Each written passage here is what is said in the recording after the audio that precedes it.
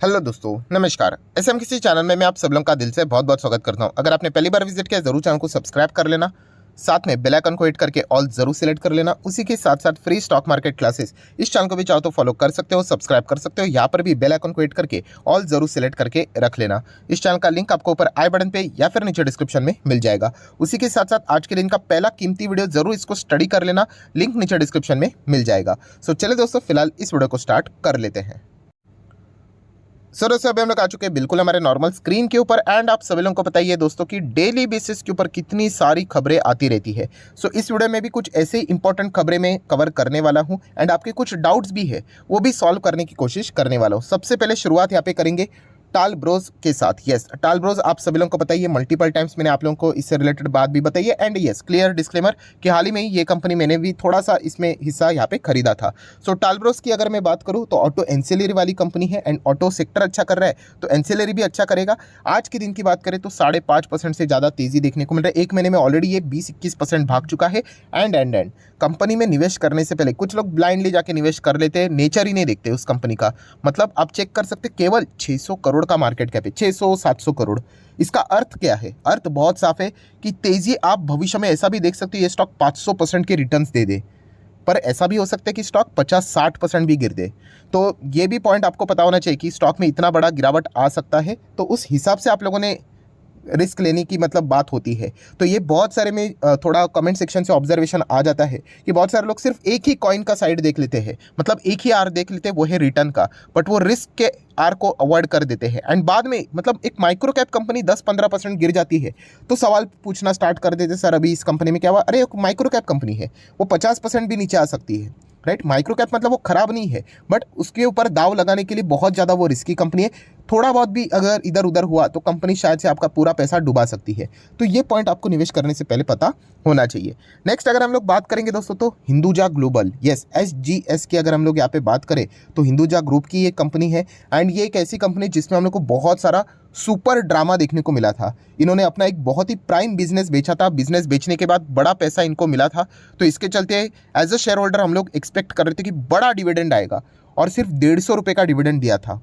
बाद में देखा गया तो जैसे डिविडेंड आया स्टॉक ज़बरदस्त क्रैश हुआ क्योंकि बड़ा डिविडेंड का एक्सपेक्टेशन था।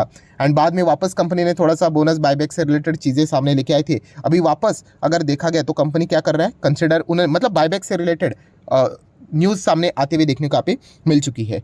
कुल मिला के अगर हम लोग बात करें तो 1020 करोड़ का बायबैक हम लोग को देखने को मिला है। बायबैक टेंडर रूट वाला बायबैक है। सो बायबैक का प्राइस क्या रखा है, 1700 के करीब यहाँ पे हम लोग को बायबैक का प्राइस रखते हुए देखने को मिला है। अगेन सेम चीज़, सिर्फ बायबैक का प्राइस रखा है इसलिए आप ब्लाइंडली जाके निवेश करोगे, गलत बात है। एंड मैं आपको बताना चाहूँगा इस बायबैक में मजबूत पार्टिसिपेशन भी हो सकता है, क्योंकि ऑलरेडी ये स्टॉक अगर आप चेक करोगे पिछले 5 साल 1 साल का डेटा अगर मैं रख दूँ आपके सामने तो आप चेक कर सकते हैं। देखिए ज़बरदस्त हम लोग को गिरते हुए देखने को मिला था। इसके पीछे का रीज़न ही यही था कि कंपनी के मैनेजमेंट ने प्रॉपरली डिस्ट्रीब्यूट नहीं किया था जो भी पैसा मिला था among the minority share holders, तो इसके चलते बहुत सारी नाराजगी देखने को यहाँ पे मिली थी।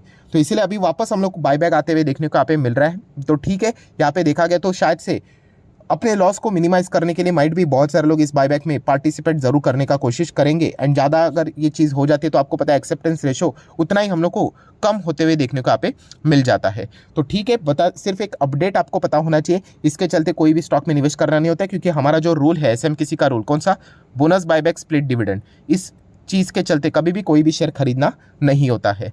नेक्स्ट बात करेंगे दोस्तों तो रेलवे स्टॉक्स अभी भी ज़बरदस्त फॉर्म में यहाँ पे चल रहे हैं। मैं अगेन आपको कहना चाहूँगा दोस्तों, अभी भी ये भागती हुई ट्रेन ही है। मतलब कंप्लीटली जब शांत हो जाएगा ना, मैंने मल्टीपल टाइम्स आपको बताया, यहाँ पे अगर आप मैक्सिमम चार्ट पैटर्न भी चेक करोगे, ये देखिए जब ये पूरा ऐसा शांत रहता है इस चीज़ को बोला जाता है कि ट्रेन प्लेटफॉर्म के ऊपर है। बाद में जब ये भागता है ना तो अभी भी वो तेज़ी के साथ ही चल रहा है। तो यहाँ पे जल्दबाजी मत करना। आयरकॉन इंटरनेशनल की बात करें, RVNL की बात कर तो आज के दिन तो अपर सर्किट लगाए, कोई नई खबर नहीं है, वही सारी चीज़ें हम लोग को बार बार देखने को मिल जाती है। IRFC की भी अगर हम लोग यहाँ पे बात करें तो बजट से पहले यहाँ पे जितना हो सकता है ये सुपर ड्रामा चलते हुए देखने को मिलेगा। जो पुराने शेयर होल्डर्स है उनको इसका बहुत अच्छा खासा बेनिफिट मिल रहा है। एंड वो बेनिफिट मतलब क्या है, इसी को बोलते हैं दोस्तों होल्ड करने का फ़ायदा, पेशेंस का जो बोलते हैं ना रिजल्ट है, ये आप लोगों को यहाँ पे मिल रहा है। एंड जिन्होंने पेशेंस नहीं दिखाया उनको अभी लेसन मिल चुका है, वो लिटरली पछता रहे हैं। एंड बहुत सारे लोग ऐसे भी रहेंगे जिन्होंने यहाँ पर निवेश किया होगा, यहाँ पर बेच दिया होगा एंड वापस अभी निवेश करके बैठे हुए हैं। तो ऐसा करोगे तो मार्केट में कभी पैसा नहीं बनेगा, क्योंकि कभी ना कभी ये स्टॉक्स भी रुकने वाले हैं।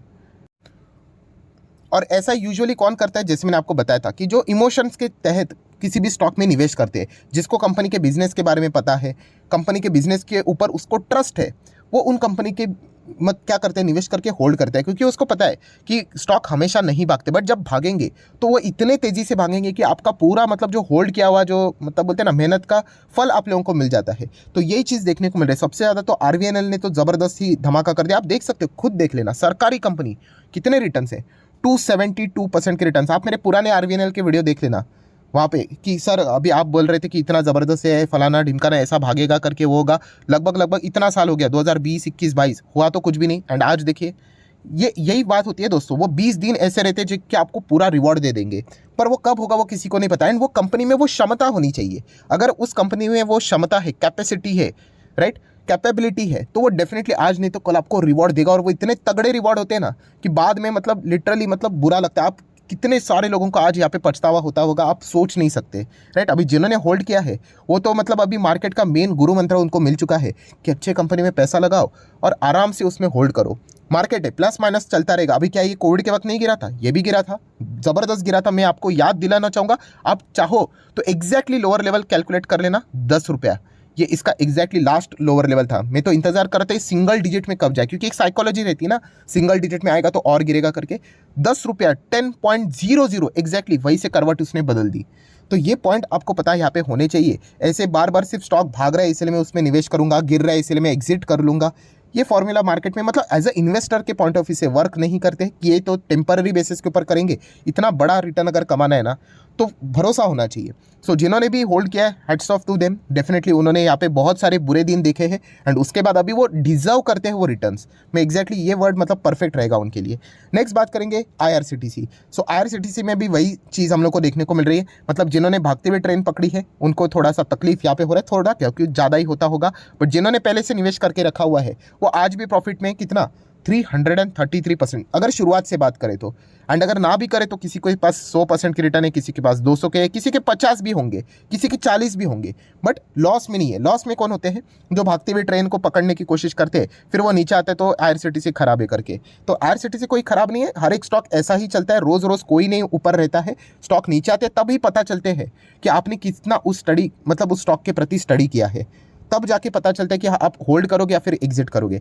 IRCTC से रिलेटेड एक और खबर देखने को मिल रही है एंड वो है LIC से रिलेटेड। LIC ने अपना हिस्सा IRCTC में और 2% से ज़्यादा बढ़ा दिया है। पहले 5% के समवेयर अराउंड था, अभी 7%, 7.5% तक जा चुका है। सो ये भी एक थोड़ा बहुत पॉजिटिव बात है, ऐसा भी हम लोग चाहो तो इसको कंसिडर कर सकते हैं।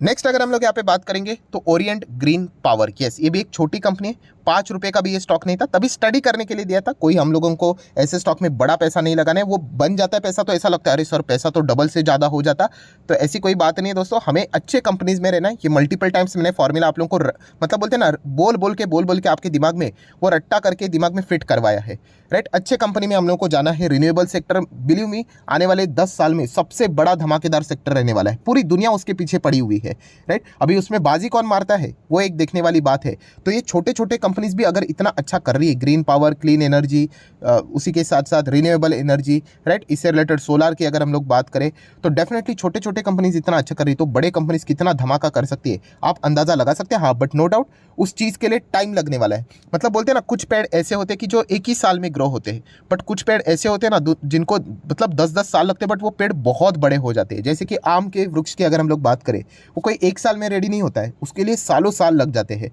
एंड उसी के बाद आपको पता ही है कि क्या ज़बरदस्त बिजनेस बनता है। सो वैसी कुछ चीज़ें हम लोग को रिन्यूएबल सेक्टर में भी देखने को यहाँ पे मिल रही है। नेक्स्ट बात करेंगे येस बैंक। येस बैंक से रिलेटेड अगर हम लोग बात करें तो नो डाउट येस बैंक के लिए सबसे क्रूशल लेवल 20 का ही है। 20 के अगर वो नीचे चला जाएगा तो वापस प्रेशर आ सकते हैं। ट्रेडिंग के फॉर्मेट के हिसाब से मैं बात कर रहा हूँ, फंडामेंटल्स के हिसाब से मैं ऑलरेडी बोल चुका हूँ कि जो भी चीज़ें अभी चल रही है येस बैंक में, ARC की डील यहाँ पे कंप्लीट हो चुकी है, लॉकिंग से रिलेटेड ये होगा वो होगा, चाहे शेयर होल्डर एग्जिट भी ना करे, हम लोग चलो बेस्ट सिनेरियो पकड़ के चल लेते हैं, फिर भी हम लोगों ने इमोशनली होकर इनमें बड़ा इन्वेस्टमेंट करना नहीं है। क्योंकि अगर आपको इन्वेस्टमेंट करना है, इन्वेस्टर कौन होता है? जो कंपनी के परफॉर्मेंस को देख कर पैसा लगाता है, ना कि बस ऐसा मुझे लग रहा है कि मैं पैसा लगा दूं करके। तो ऐसा बिल्कुल भी नहीं हम लोग करते ना। तो इसीलिए परफॉर्मेंस को देखना सबसे इंपॉर्टेंट चीज़ है दोस्तों। एंड इसके लिए जब मैंने ऑलरेडी आप लोगों को मल्टीपल टाइम्स बात बताई है कि कंपनी के रिजल्ट जैसे ही मार्च खत्म हो जाएगा, उसके रिजल्ट जो पेश हो जाएंगे तब असली गेम स्टार्ट हो जाएगा कि देखना पड़ेगा कि बिना सपोर्ट के येस बैंक कैसे काम कर रहा है। उसके पहले अगर आप निवेश करोगे तो मुझे ऐसा लगता है कि आप थोड़ा मतलब इमोशनली जाके ये डिसीजन यहाँ पे ले रहे हो, क्योंकि अभी तक तो ये सब कुछ मतलब सपोर्ट के हिसाब से ही चल रहा था। अभी इनको डिस्चार्ज मिलेगा हॉस्पिटल से, जो भी सपोर्ट सिस्टम आरबीआई ने लगाया था, फिर देखना पड़ेगा कि ये कितना अच्छा कर रहा है। मैं ये नहीं बोल रहा कि नहीं कर सकते, कर भी सकते हैं, मैनेजमेंट तो बहुत अच्छी तरीके से कोशिश कर रहा है, बट देखना पड़ेगा कि कितना अच्छा परफॉर्मेंस इनका होने वाला है या नहीं। उसके बाद हम लोग आराम से डिसीजन लेंगे। मैंने मेरा राय तो आप लोगों को ईजिली बता दिया है। मैं तो महंगा खरीदने के लिए भी रेडी हूँ, बट जल्दबाजी करके मैं फंसना पसंद नहीं करूंगा, क्योंकि मैंने इनिशियल स्टेज में ऐसी गलतियां की थी। सो नेक्स्ट अगर हम लोग बात करेंगे दोस्तों तो यस, डाबर। सो डाबर इंडिया के जो प्रमोटर है उन्होंने 800 करोड़ के शेयर्स यहाँ पे बेच दिए हैं वाया ब्लॉक डील। आज के दिन के हिसाब से हम लोग को जो बड़ा चेंजेस हैंड देखने को मिला था, तो प्रमोटर का ही नाम सामने आते हुए देखने को मिला, और कितना अमाउंट है 800 करोड़ के आसपास। तो क्या इसके चलते क्या डाबर इंडिया खराब कंपनी होगी, क्या हम लोग एग्जिट करें? तो बिल्कुल भी नहीं। देखिए, प्रमोटर ने माल बेचना मतलब कोई पाप नहीं होता है। एंड डाबर इंडिया की अगर हम लोग बात करें तो ये कोई खराब कंपनी नहीं है। प्रॉब्लम कहाँ पे आती है, प्रमोटर लगातार माल बेचते ही जा रहे, बेचते ही जा रहे, बेचते ही जा रहे, बेचते, एंड कंपनी का परफॉर्मेंस भी खराब है, राइट।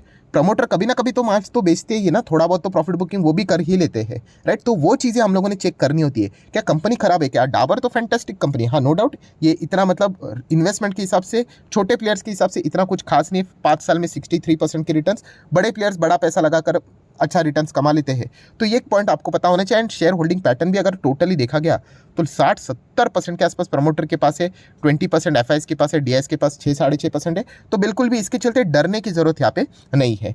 सो आशा करता हूँ जितने भी इंपॉर्टेंट खबर यहाँ पे थे सारे मैंने कवर कर ली। तो वीडियो अगर आपको अच्छा लगा होगा तो चाहो तो आप इसको लाइक एंड शेयर कर सकते हो। एंड डिमैट अकाउंट अगर आपने अभी तक ओपन नहीं किया है तो लिंक नीचे डिस्क्रिप्शन में 25 वीडियो की लिस्ट आपको बिल्कुल फ्री ऑफ कॉस्ट मिल जाएगी। आपका नाम, कौन सा अकाउंट आपने लिंक के थ्रू ओपन किया है, प्रॉपर्ली कमेंट सेक्शन में मेंशन कर देना। तो हफ्ते भर के अंदर अंदर सारे लेक्चर्स मेरे साइड से आप लोगों को फ्री ऑफ कॉस्ट प्रोवाइड कर दी जाएंगे। So that's it, thank you very much दोस्तों, we will be meeting our next video. तब तक के लिए बाय बाय।